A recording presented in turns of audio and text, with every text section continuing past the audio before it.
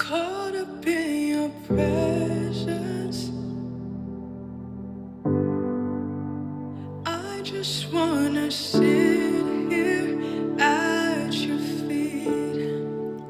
I'm caught up in this holy moment. I never wanna leave. Lord, I'm not here for blessing. Jesus, you don't owe me anything more than anything that you can do. I just want you. Lord, I'm caught up in your presence. I just wanna sit here at your feet. I'm caught up in this holy moment. I never wanna leave. Lord, I'm not here for blessing. Jesus, you don't owe me anything more than anything that you can do. I just want you. Lord, I'm caught up in your presence. I just wanna sit here at your feet. I'm caught up in this holy moment. I never wanna leave. No, I never wanna leave, God. Lord, I'm not here for blessing. Jesus, you don't owe me anything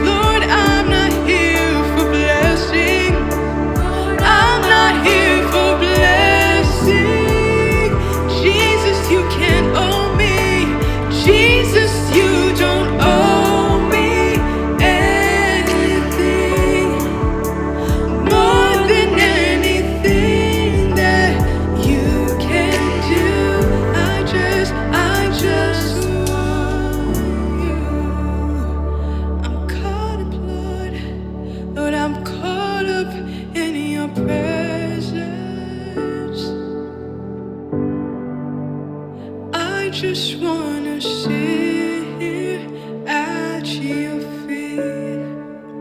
I'm caught up in this holy moment. I never wanna leave. Lord, I'm not here for blessing. Jesus, you don't owe me anything more than anything that you can do. Lord, I just want you.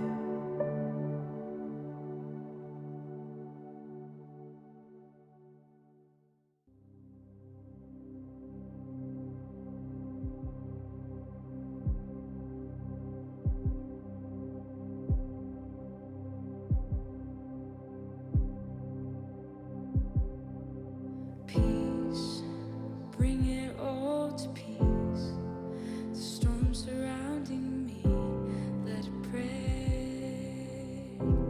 At your name still, call the sea to still, the rage in me to still every wave. At your name, Jesus, Jesus, you make the darkness tremble. Jesus, Jesus, you silence fear. Jesus, Jesus, you make the darkness tremble. Jesus, Jesus, breathe, call these bones to live, call these lungs to sing once again. I will praise Jesus, Jesus, you make the darkness tremble. Jesus, Jesus, you silence fear. Jesus, Jesus, you make the darkness tremble. Jesus,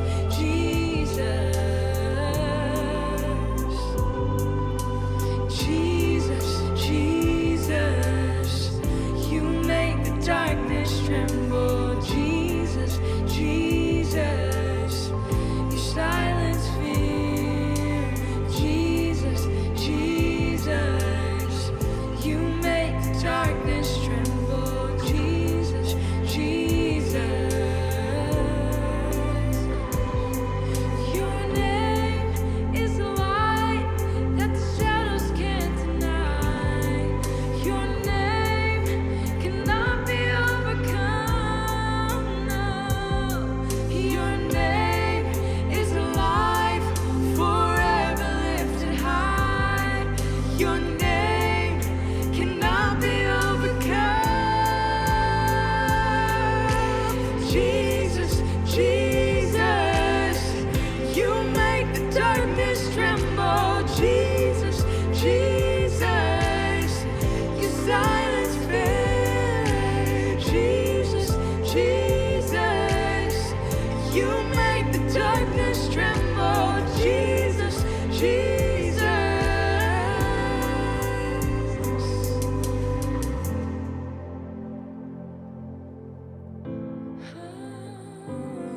Oh, Jesus.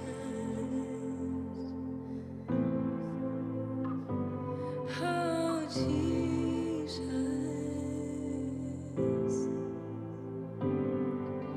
Jesus. Your name is a light that the shadows can't deny. Your name cannot be overcome. No, no. Your name is alive, forever lifted high. Your name cannot be overcome. Your name is a light that the shadows can't deny.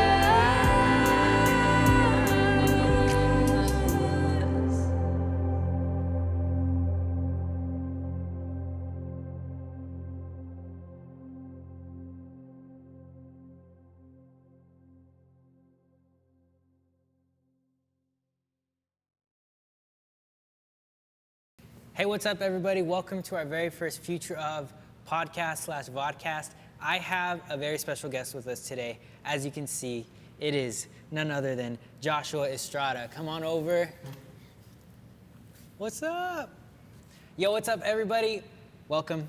I just said welcome, but anyways, welcome again to our very first podcast/vodcast. What's up, y'all? We are doing this because sometimes the essence of our sermons are better caught in conversation. And oftentimes our sermons start off as conversations and you kind of get a better picture. And the sermons are often like the synthesized, like I don't know how to say it, just really powerful point. And we'll give that, and those are great, but we wanted to start doing... It's kind of like condensed milk. Yeah, condensed milk, which I've never had. Is that just chunky milk? Yeah, it's like chunky. You should have it. It's good. Is it good? Yeah. Do you just leave it in the fridge for a long time, or you take it out of the No, fridge? that's how you get condensed milk. You just leave it in the fridge. Yeah, Anyways. but so we were kind of like talking about how to get more depth out of some of the stuff that we're talking about. And the sermon can sometimes be like a very one-way conversation. Yeah. And we just felt like if we do a podcast, we can kind of bring people into the conversation a little bit more. Yeah, definitely. And also kind of dialogue with each other, right? And Yeah. talk about it. So that was kind of the idea behind doing the podcast. Yeah, so we're going to be doing this for the next couple weeks, so I hope you guys love it. And today what we're going to talk about is essentially anything. Yeah. Anything. It's just a free-for-all on ideas. Hopefully it comes out good. The way we chose our topics today is we got like one of those dartboards and we just wrote different ideas and then just went for it. Just like, what's the guy's name in the office? Creed? Creed, yeah. When he comes up with names. Is that Creed or who did that? Michael? I don't You know remember. what I'm talking No. Let us know what episode that's on. Yeah.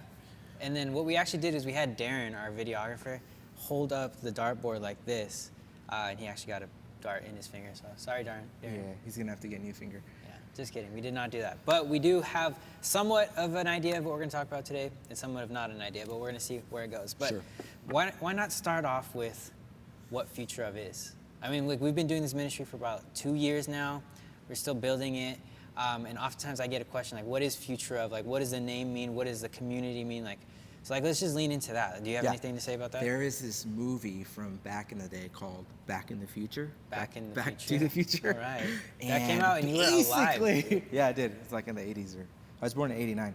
Anyways, no, I think it was a conversation between you, Isai, myself, and Natalie.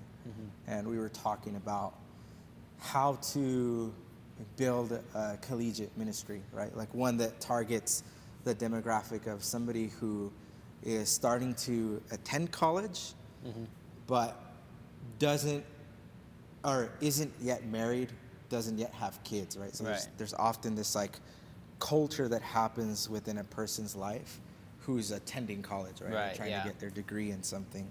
And being centered in like Redlands, Loma Linda area, there's just so many people who are out here doing school, right? And so we wanted to try to create a space that kind of meets that demographic, right? And just challenges them, gives them a sense of community, all while being part of the big picture of what Crosswalk is about, right? Teaching a community to love well, teaching us how to be one big tribe, but then also kind of focusing in on the collegiate person, right?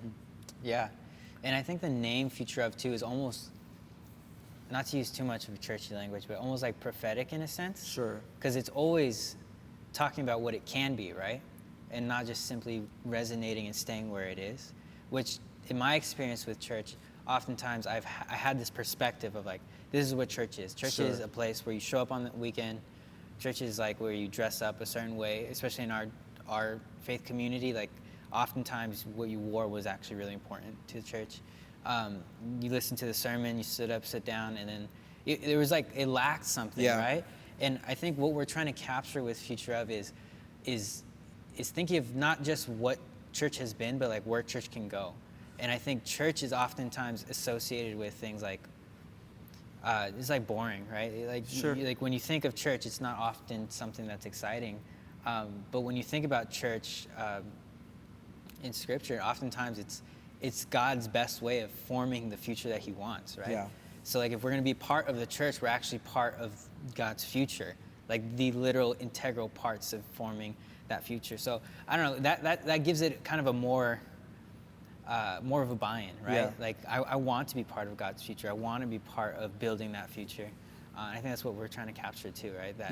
That sense here at Future of. I remember like another thing that we talked about when we were discussing all this was so many of our churches are in a position where they're trying to kind of redefine what their community is.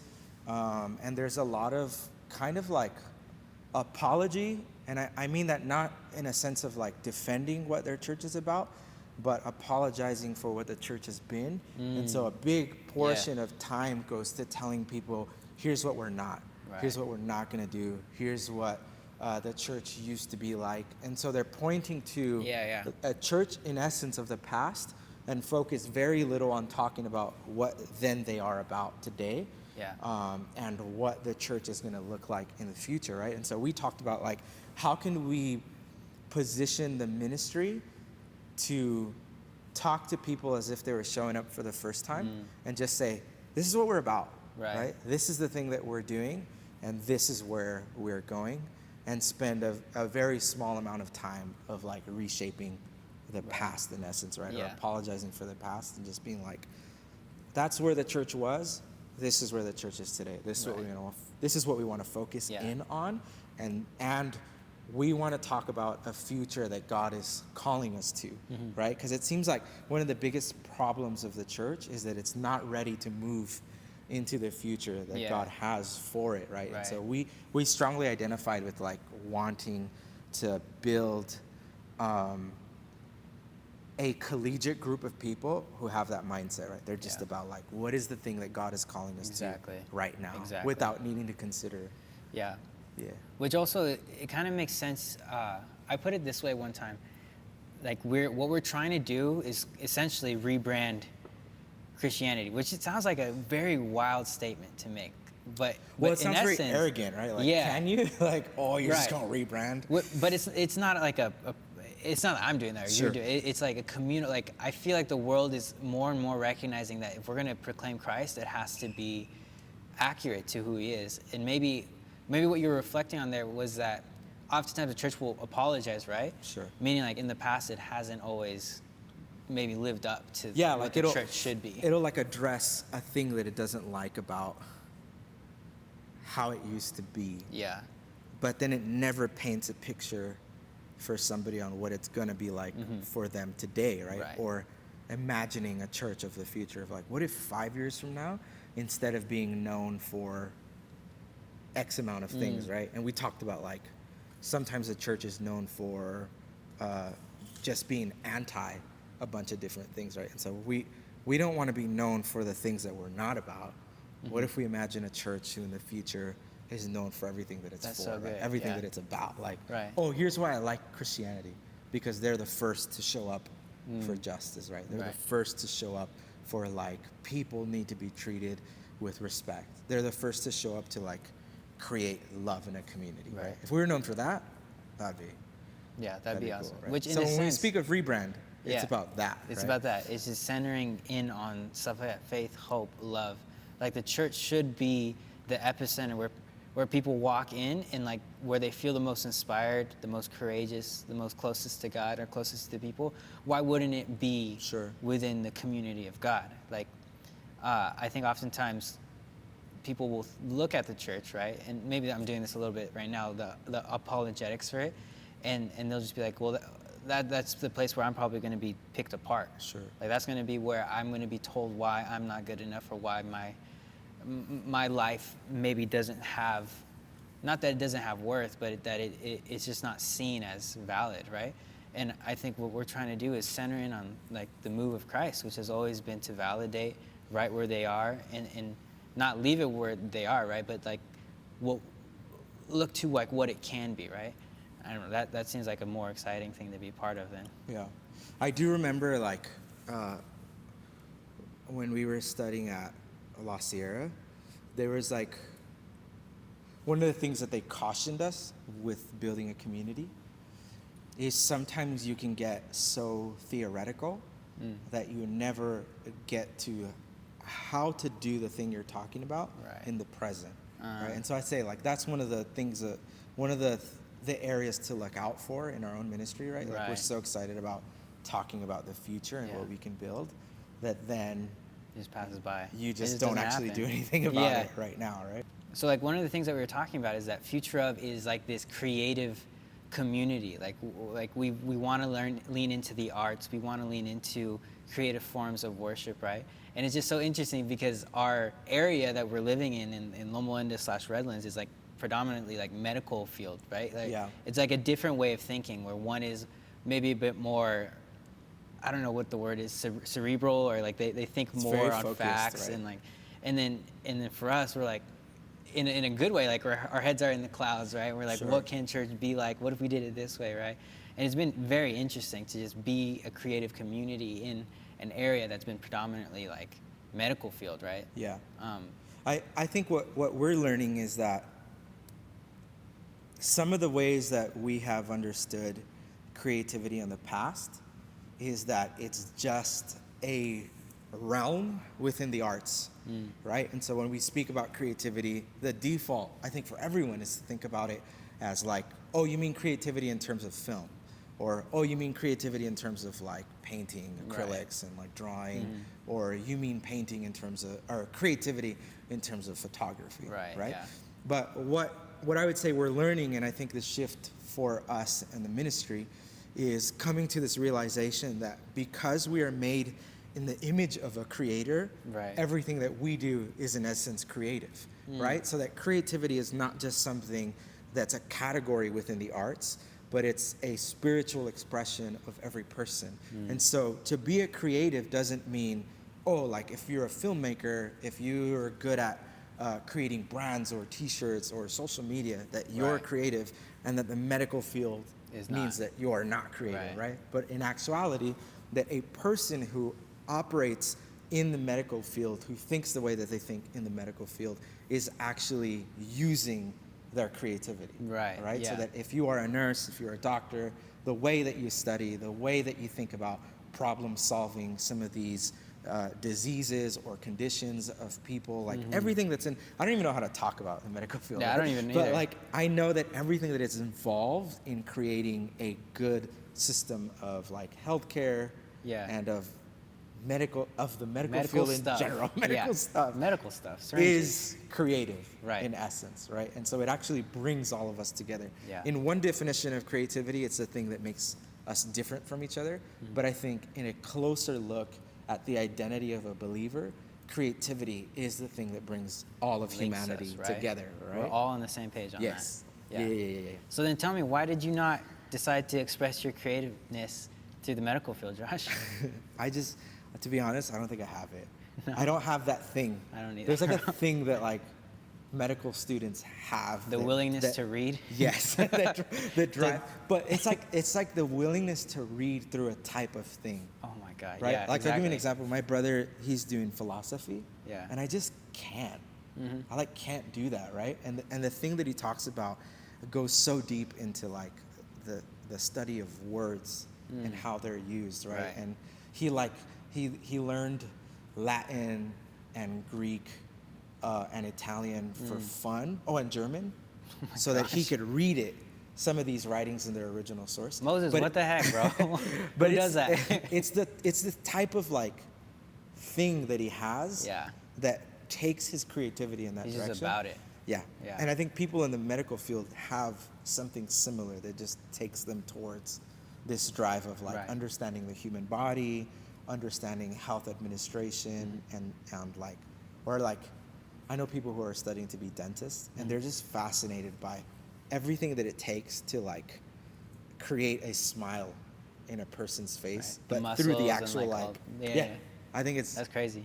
I would want to do it, but I can't. I know that I just can't. Dude, same. Like I just exactly what you're saying. I don't have what it takes to just like look. The other day I was talking to my other friend Josh, not you. It was another friend Josh, and he just finished like his bio major. Shout out Josh if you're watching, love you, bro. And he like is now starting his PhD program, like straight out of just graduated, going straight into a PhD program. Insane. And he like was just showing me the stuff that he has to like read. and he like showed me like this paper, and immediately I was just filled with anxiety, bro, because I was like, it took me back to like when I took anatomy. Like, Started tapping. Or yeah, I was like, oh no, no, no. something to like. Dude, it's just flashbacks, bro. Like, I don't get it. The medical field's hard. Yeah. But another reason why I don't want to pursue medical field is because one time, Have you had some bad experiences? exactly that, I've had a terrible experience, and I have two, which, Well, your parents were. yeah, my parents are nurses, and because they're nurses, when I graduated from high school, I had this thought in me, like, oh, I guess it just made sense. Like, that's what I should yeah, do. I should pursue it. Yeah. I should do that. I was so young and naive, though. I didn't know that I was just not about it. But actually, what actually kept me from pursuing the medical field was I actually had to be in the room when a surgery was being performed. Sure. I remember we went on this medical mission trip to Mexico, and I had been on like a bunch of them because my dad, like, they Yeah. run the whole thing, and I've had the opportunity to be in the surgery room, but for whatever reason, like, I just didn't find interest in it until I had to start thinking about college, right? Right. Until I was going to step into like a time of studying. So, like, I was thinking, like, what do I want to go to school for? What'll be awesome? What do I want to do? And I thought, like, well, if I'm going to be a nurse like my parents, then maybe I should get used to something like a surgery room. So this trip, particular You're trip, like, I'm gonna go check this out. yeah, I'm like, it'll be I'm cool. gonna see Like, what this is about. yeah, I'm sure I can be about it. So I get there and I'm like super excited. Like, we're in Mexico now, and I'm super excited because like we're gonna be in the room. I'm gonna see a surgery, right? And I remember they had orientation to tell people like what to do when you're in the room, like how to wash your hands correctly, like how to put on the special suit, right? What to do when you see blood, like how to like not touch the things on the What to do if you table, get, like, blood on your like on face? your face, like don't react, don't touch your face, like stuff like that. And I remember just flying through all of that. Like, I was just so excited that I should have listened, but I didn't listen, right? Right. And come time like for the surgeries to start, and they pick out the students to like be in the surgery. I didn't get picked, but I actually was able to be in the room. And like the surgery, like I was here, and then I just touched my mic, sorry. I was right here, and the surgery was happening like right there. Like, I was just in the same room as the guy that was on the table. But before they wheeled him in, they told us like what the case was gonna be. And apparently like a year before we got there, this might get a little gory, I won't say too many details, but he like got in a motorcycle accident. And what happened was his leg broke in half.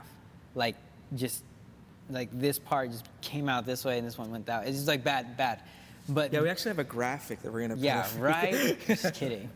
And the guy just never got it healed. Like, he never went to the doctor to get it like reset or like anything. He just like went home. Sure.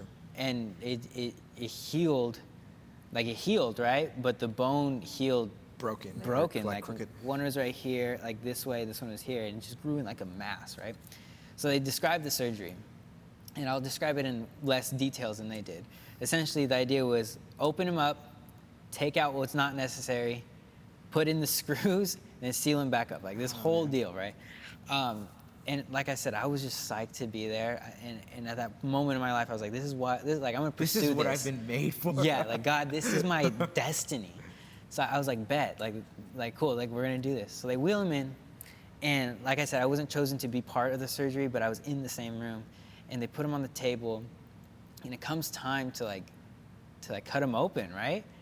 And they take this Getting dizzy, this dude. knife. I know, I pass out now. Like, and you know in the movies where they're like syringe, and then that like literally happens in real life. It's not just like in Hollywood. So the doctor like is like syringe, and one of the students assisting takes it and like hands it to him, and he goes to open the guy's leg, and he just like, So he just goes right in and just gives it a slice. he just like he's cutting stabs through him, watermelon. right? Yeah, which like you see that in any other context in life, like this dude getting stabbed in the leg. You'd be like, whoa. Like, oh my God. But he's just like, On the subway. yeah, exactly. Or in Subway. Anyways, he pops it into his leg, and the only way I can describe it is like when you have boba, and you know how you have the clear thing on top. You take the straw and like. That was the noise. That was like it did him. His leg. He just like popped it in, and then like cuts his leg open like really thinly and like precisely, right? And he takes out the syringe thing. Or scalpel, sorry, the scalpel. I don't know what they're called. Yeah, I don't know. Anyways, The butter knife The there. butter knife. The box cutter. Dude, in the guy's leg just like starts peeling open, right? Just like opens up, and you just start seeing everything, like blood, tendon, muscle, like all of it. Whatever else is in there. Yeah, like I can't even tell you. Mitochondria. The mitochondria was everywhere, and then at the end is just his bone, right? Whoa, Wow, this is a lot of detail. I'm sorry for anyone who's skirmish. I'm actually skirmish about I stuff feel like it right that. now. I feel lightheaded. I'm Yeah, not gonna lie. it's gross. Keep going. Imagine seeing it in person. Okay. So it's just there. Close it up. Wrap up your story, okay, bro. hey man, your leg is just screwed. Like we can, if I was a doctor, his leg would be done. So anyways, so he's on the table, leg open, and like I'm watching this, and I begin to feel a little like lightheaded, right? And like a little part of me remembers, like they told you, like if you feel lightheaded, like lean back on the wall, right? So like I'm leaning on the wall. Like this. Yeah, just like this. Like I'm on the wall, and there's a student assisting in the surgery. Excuse me, sorry. I wonder if they just heard my burp really loud. Let's cut that out if we can, or we can leave it in, who knows? Josh is editing this. So I'm leaning back on the wall because like I'm feeling lightheaded, and there's a student assisting in the surgery, right? And he's facing the doctor, right? So his back is to me, and the doctor is looking like my way basically. And I hear the doctor say, he goes, I won't say his real name, so I'll say Josh.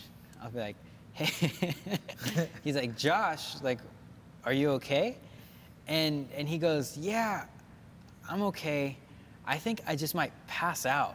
And dude, as soon as he said that, this dude knocks out cold, just straight back, like you know when you see someone get hit and they're just like immediately like, it's just like that, just straight back. And he's Conor just McGregor. Yeah, just Conor McGregor, this fool. Like he's on the floor, and I freak out, right? Because this dude's passed out on the floor. Like when you want to go to sleep, you close your eyes and you get in bed because you want to sleep, right? You're not supposed to sleep because you don't want to sleep. This fool is knocked out on the floor. I'm freaking out, and I look at the doctors, right? And then you told him, I'm not cut out for this. I'm not gonna. This is not for me. It was literally after that I made the decision. Like this is not for me. I had a similar it. like. My brother is getting his wisdom teeth. I told you this. Oh, I love this. My brother's getting his like wisdom teeth taken out, and like the surgery's done. He's in the waiting room, and they let the family go in, right? Yeah. And so like I go in, and he's just up there on morphine. That's a good way to say it. He's up there. He's up there. he's in the clouds. He's where God is. He's up there, dude, and he's not letting the nurses clean the gauze out. I'm sorry. They're like trying to switch it out, and he won't let them. And then he does like one of these, like he just shakes his face around. No. And just blood goes all over his face. And I'm just staring at him like, and the next thing I remember, I'm just on the ground, Just passed out. I like, Mi hermano. And it was funny. No, he actually texted me as he was like up there, right? He's like, I'm so sorry. He's like, I'm fine. I feel like I'm super. My brain doesn't allow me to speak, so I'm gonna text you. Dude, and this is true. I was actually on track for either becoming a dentist or being a doctor. And I'm gonna venture out and guess that was one of the reasons why I decided not to go. For you. Yeah, that it's not. That for was me. a divine appointment. For sure. God But was like, my son. this is not for not for you. Don't do Look it. Don't do it. No, but I think what we've come to realize, right, is that creativity belongs to all of us, and there's going to be these different areas in our life that we're really passionate about, where we could bring our creativity to, right? Yeah. And I've always found that for me, that it happens in hospitality, it happens in like sermons, it happens in community building, and that's like my area, right? Or social media design, and I feel like super excited to do creativity in that area. But then I talked to like my girlfriend, and the way that her mind operates is like this really high level of thinking in terms of the medical field, right? Like she can bring all her creativity to understanding a person's like symptoms, right? Or understanding how she's gonna have to solve this problem with all the knowledge that she's retained Right. in like becoming a nurse, right? Which is creative, right? It is. So it's like she literally has to figure out how to keep someone stable. Yeah. Like They literally- whatever the situation is. They figure out how to like keep a person's life Yeah. going. Right. That's insane, right? Yeah. I'm just trying to figure out like color palettes. Yeah. Right? I'm trying to figure out like, Like, oh, oh, this like, color looks cool. what font goes with like this thing over here, right? Yeah. Which I actually think art is an essential part of our Oh, lives. yeah, for sure. But she's keeping people alive. Yeah. Yeah. That's crazy. That's insane. I couldn't, Anyways, well, all that to say, we appreciate. we appreciate the medical field, our medical students, and you are creative. So come to Future of. Go for it. Hey Yeah. guys, we just took a 5-minute break. Because we had to discuss what we were going to say next. We're still learning. So what we kind of want to do is kind of state clearly then, like what Future of is. Sure. So Future of is For everyone. for everyone. Yeah, I like that. Future Yeah. of is for everyone. We are all communally together building the future that God would have for humanity. And that and because like we kind of like what we're on, the wavelength that we're on is like you said, more of the color palettes, the fonts, right? And then other people are on like, I need to keep this person alive. Yeah. Right? But that what we're recognizing is that every part of life, whether you're in law, with medical school, social work, whether you're working, We're like trying to 9 to list 5. other areas. Yeah, right? like what is it? But no, yes, like social work.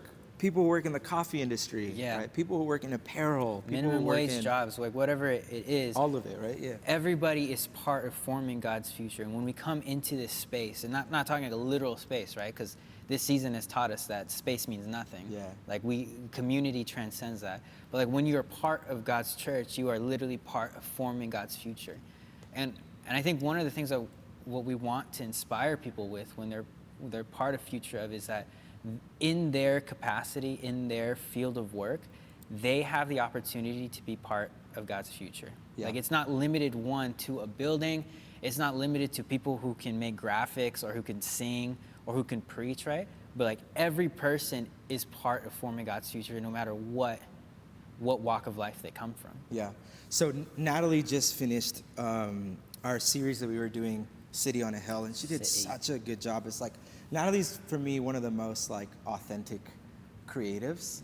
Yeah. And she's just, I feel like one of her gifts is words, right? Mhm. Like I don't know if I've told you that, Natalie, but I feel like she's just good at like Yeah, dude. finding a way to word this thing. And so she centered around how like we're going to be a community who builds in love, right? We're going to be a community who just really leans in and builds the future that God has Yeah. for us together. And I want to state one of the challenges of doing that during this season. We recognize that to have community right now feels almost very fabricated. Like it's so difficult, right? Because I'll be honest, like I'm so burnt out of like the digital form of Online, bro. consuming community. I right? can't wait till we never have to use Zoom again. I hate But Zoom. it's interesting. We were talking about this, how like Yeah. a couple of months ago, before the pandemic, the excitement was around how much reach we could have Online. in the digital version of stuff, Right. right? And what we realized is it turns out that being in person was the essential thing, right? That like to be together, to be with people. I guess that's what it's always been, right? Right. And that, yes, the digital form is like a way of reaching people, right? And reaching like an area where you cannot go in person. But it turns out that the thing that we long for the most is to be in person with other people, right? And so it's a unique time for us because we believe that we are the church where we are, right? We are community where we are, even if we cannot gather in the same building.